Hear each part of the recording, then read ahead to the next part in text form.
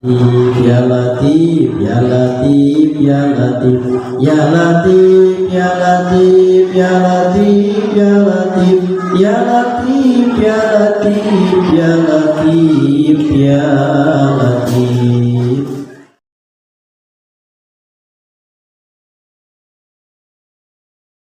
Atau berdagang di pasar di mana saja, ini adalah merupakan bentuk ibadah kepada Allah. Mengapa? Karena dengan kita bekerja kepada Allah, kita mencari penghasilan ini ada karena Allah. Ini mudah diucapkan,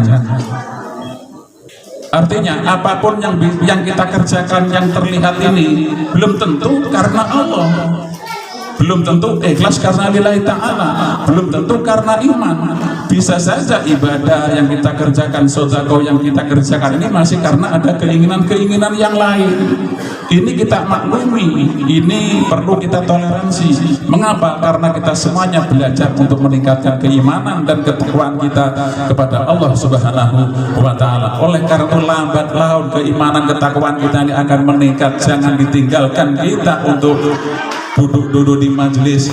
Mungkin ibu-ibu, bapak-bapak kalau di lingkungan ada majelis, ibu-ibu majelis taklim, ada majelis yang macam-macam, tetapi jangan ditinggalkan di majelis dzikir manaqib dan dzikir khotaman ini, karena ini sebagai ajang untuk meningkatkan keimanan dan ketakwaan. Memang yang sudah ajang ini dibentuk oleh guru mursyid kita. Bapak Ibu kaum muslimin rahimakumullah. Oleh karena itu di bulan Syawal ini, Syawal itu artinya peningkatan, meningkat dari ibadah kita sebelumnya. Setelah 1 bulan kita dikodok, 1 bulan kita sudah tidak makan, tidak minum, tidak berhubungan suami istri di siang hari. Mengapa? Karena puasa. Kita sudah dididik, sudah ditarbiyah selama Ramadan. Didik untuk apa? Keikhlasan kita. Kalau kita tidak ikhlas dan tidak sabar, Bapak Ibu sekalian, masya Allah. Tapi menjaga anggota tubuh kita, menjaga anggota tubuh kita, pikiran kita, termasuk anggota tubuh yang sudah kita sebutkan di atas tadi, itu puasa yang selama hidup. Orang mangan, orang gombe mekur sebulan tok wingi Bu. Tapi posone tangan kita, kaki kita, mulut kita, telinga kita itu selama hidup. Mulut tidak mencaci maki untuk menghina kepada sesama. Ini terus selama 11 bulan ke depan ini. Inilah puasa yang sesungguhnya, hakikat puasa yang sesungguhnya.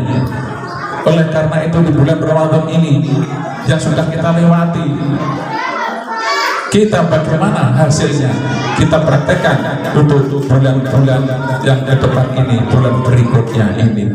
Kaum muslimin, Bapak Ibu yang dirahmati oleh Allah Subhanahu wa Ta'ala, ini amalan khotaman, manaqib dan dzikir. Kita tetap istiqomah di situ. Istiqomah terus menerus, continue. Setiap minggu pertama kita manaqib, kalau khotaman malam apa ini Pak Sidoni? Setiap malam Senin khotaman terus, selesai terus. Istiqomah. Di dalam hadis Bukhari disebutkan, ahadul a'mali ilallahi ta'ala adwamuha wa inqalla. Amalan yang dicintai oleh Allah Subhanahu wa Ta'ala adalah amalan yang kontinu, terus menerus, yang waktunya walaupun sedikit. Walaupun sedikit, kalau manaqib sebulan sekali, kan nggak tiap hari. Sisa hari berikutnya kita masih bekerja, bisa masih melaksanakan kegiatan-kegiatan yang lain. Pun demikian khotaman kita pusatkan di pesantren Mambul Gunung ini. Jangan dosa-dosanya para Bapak Ibu sekalian yang dirahmati Allah Subhanahu wa Ta'ala. Kalaupun toh kita capek, tapi capek kita beribadah kepada Allah. Kalau kita lelah, kaki kita lelah, pikiran kita lelah, tetapi kita lelahnya kita beribadah kepada Allah Subhanahu wa Ta'ala. Karena kita ini ibadah, enggak ibadah karena Allah. Kita memang sudah dilelahkan, sudah dicapekkan oleh kebutuhan-kebutuhan, oleh keperluan-keperluan, oleh kepentingan-kepentingan ketika kita hidup ini. Betul-betul Ibu, Pak, sebetulnya antuk ini. Jam ini lagi ngantuk ya, jam sana turu ke gue. yang dirahmati oleh Allah Subhanahu wa Ta'ala. Oleh karena itu majelis manaqib, dan kalau malam Senin majelis pertama itu bentuk untuk meningkatkan, untuk menumbuhkan semangat kita. Kita bisa ketemu ikhwan yang satu dengan yang lain, bisa bertemu dengan teman-teman kita, akan terus semangat lagi. Semangat spiritual itu apa? Semangat bentuk hubungan kita kepada Allah Subhanahu wa Ta'ala. Biarpun sedikit-sedikit tetapi continue terus menerus dengan dasar ikhlas lillahi ta'ala. Kalau Bapak Ibu sudah ikhlas, balasannya Allah yang akan membalasnya. Bapak Ibu pada hari ini mengikhlaskan kakinya melangkah ke majelis manaqib ini, atau mungkin ada yang mengikhlaskan menyumbangkan sebagian rezekinya berupa makanan, berupa minuman, atau berupa apa saja dengan ikhlas lillahi ta'ala, pasti itulah kekekalan yang sesungguhnya. Wa ma la yakunu lahu la yanfa'u wa la yadumu. Segala sesuatu yang tidak disadari ikhlas karena Allah pasti tidak bermanfaat dan tidak kekal. Kalau tidak didasari ikhlas karena tidak ada, maka tidak kekal. Gitu loh Bu, hadis ini menjelaskan seperti itu. Walaupun sedikit istiqomah terus menerus, kalau kita ikhlas karena lillahi ta'ala, itulah yang akan kekal. Kekal maksudnya bagaimana? Keikhlasan ini nanti ketika Bapak Ibu sudah di akhirat, sudah meninggal dunia, keikhlasan ini akan mengalir terus menerus. Mungkin Bapak Ibu dengan ikhlas, walaupun Bapak Ibu nanti sudah dikubur, sudah di alam kubur sana, nanti akan mengalir terus jariahnya.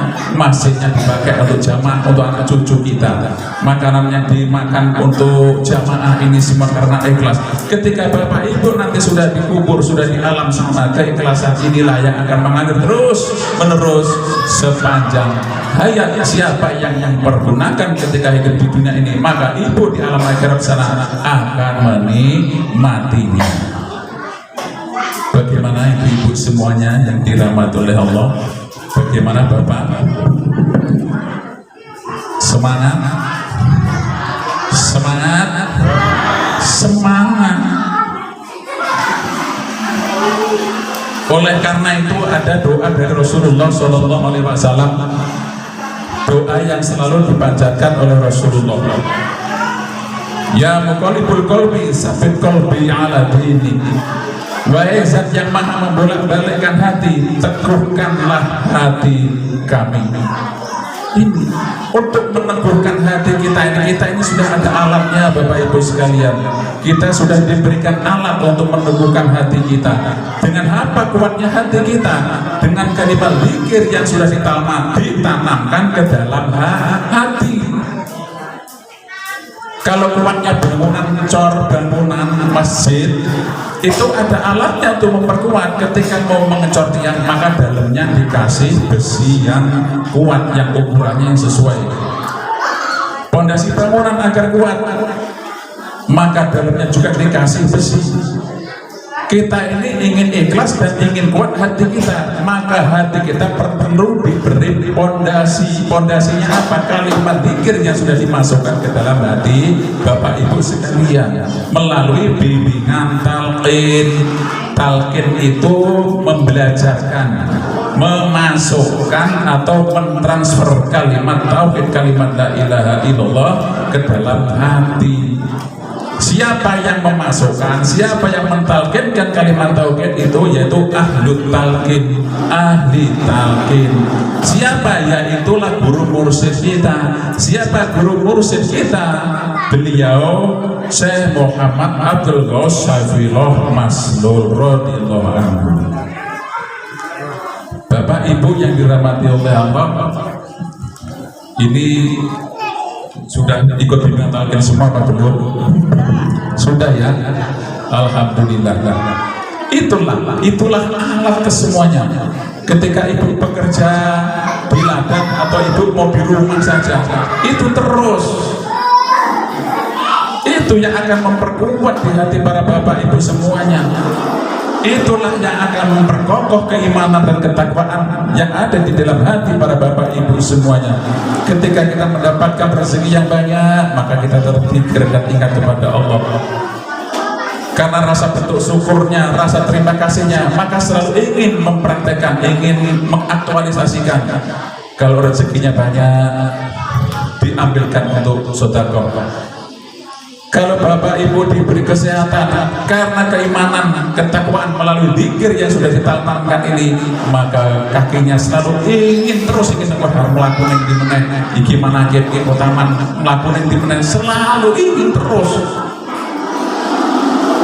Sehingga bekerjanya bentuk ibadah, sehingga ngajinya beribadah, buruhnya beribadah, kerja di kantornya beribadah, di perusahaannya beribadah, nanam singkongnya beribadah, deres karetnya, apa saja, semuanya bentuknya nilainya ibadah. Mengapa? Karena di dalamnya disertai dengan zikir Allah, zikir kepada Allah Subhanahu wa Ta'ala.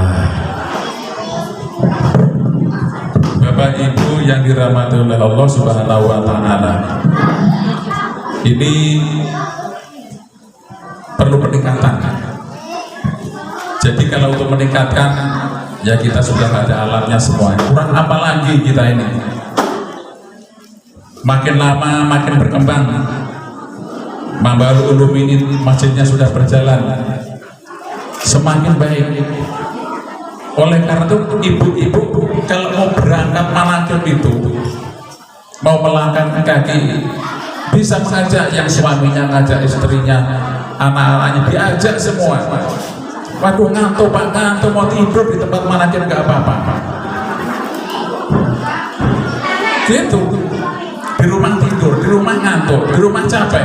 Tidur dan capeknya kalau di tempat manakib ini nanti akan mendapatkan berkah, akan mendapatkan kerahmatan.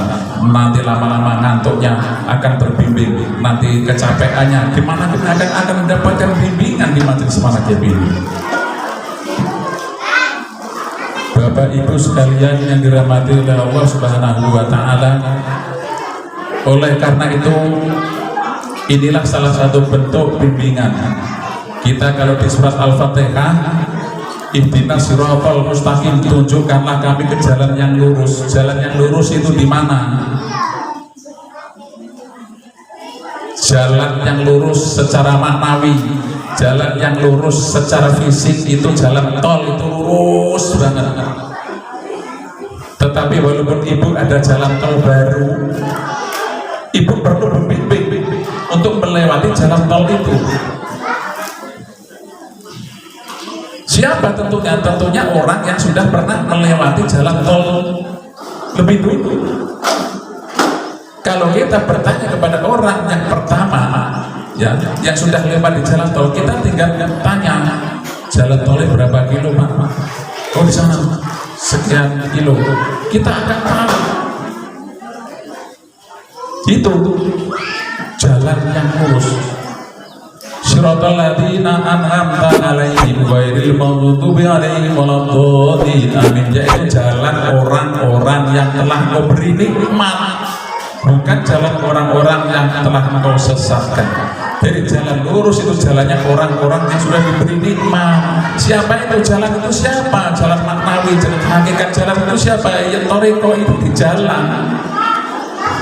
Oleh karena itu kalau kita sering berjalan nanti kita akan melewati jembatan Siratal Mustaqim, jembatan yang kecilnya rambut dibelah 7, seolah sulit secara filosofisnya, sulitnya secara maknawi. Walaupun thariqah, orang-orang soleh, orang-orang yang sudah berjalan di atas jalan yang lurus atau thariqah atau zikir ini kepada Allah Subhanahu wa Ta'ala, itulah jalan lurus. Walaupun sudah ada di depan mata kita, kita sudah tahu tuh, tetapi kadang masih enggan untuk mengikutinya, masih enggan untuk mengikuti cara beribadahnya yang dibimbingkan oleh orang-orang yang sudah melewati jalan yang lurus, yaitu ahli silsilah kita dari panggil sahabat Aus, kemudian Abah Anom, Abah Sepuh, Syekh Tolfa, Syekh Khotib Sambas, dan seterusnya. Itu jalan lurus itu. Mengapa? Yang mereka beliau-beliau itu loh, para syekh, para guru mursyid itulah yang sudah melewati jalan yang lurus, sehingga kita sekarang itu kalau mengikuti. Dan tadi saya contohkan kalau jalan lurus fisik itu jalan tol. Begitu kita mengikuti orang yang sudah pernah ikut jalan tol, kita tinggal duduk, sudah tinggal ikut saja. Mengapa? Mereka sudah pengalaman di jalan tol, sudah tahu di jalan tol di kilometer sekian ada ground jalan, di kilometer sekian belok kanan, kilometer sekian itu arahnya ke kiri, ada yang lurus kemana, arah ke bandara, arah ke kota, arah mau keluar lingkar tol, semuanya mereka sudah tahu. Mengapa? Karena sudah melewati jalan lurus, yaitu jalan tol. Pun demikian kita yang berada di jalan thariqah ini, khususnya thariqah Qadiriyah Nasabandiyah Pondok Pesantren Suryalaya ini, kita mengikuti para guru-guru kita, para ahli silsilah kita. Inilah beliau-beliau inilah yang sudah berjalan lurus di jalan menuju Allah Subhanahu wa Ta'ala. Jalan orang-orang yang telah kau beri nikmat. Ini beliau sudah diberi nikmat. Nikmatnya apa? Ya nikmat jalan lurus menuju Allah. Kalau sudah sampai kepada Allah Subhanahu wa Ta'ala, ya monggo pasrah Allah. Wah, masa kita ini orang ahli ibadah, kita ahli zikir, ahli sedekah dengan ikhlas, masa Allah tega memasukkan kita ke dalam neraka? Maka tentunya Allah akan masukkan kita ke surganya Allah Subhanahu wa Ta'ala. Kita dari Allah, maka kita kembali kepada Allah. Oleh Allah nantilah yang akan menempatkan kita ke tempat terpilihnya, yaitu surga. Ini. Oleh karena itu para jamaah semuanya dirahmati Allah Subhanahu wa Ta'ala, kembali kita mengingatkan dan mengajak untuk para bapak ibu sekalian, jangan bosan-bosannya ojo waleh-waleh untuk memakmurkan di manakib ini. Jadi manakib ini salah satu bentuk kita memperingati orang soleh. Dzikrus sholihin kafarot, mengingat orang soleh itu kafarot itu ampunan dosa. Kita duduk, ibu duduk seperti ini, duduknya santai, kalau gini sambil makan, ada minum sambil santai, itu mendapatkan kafarot, ampunan dosa dari Allah Subhanahu wa Ta'ala. Para bapak ibu yang dirahmati Allah, kiranya tidak panjang lebar karena nanti masih disambung diteruskan oleh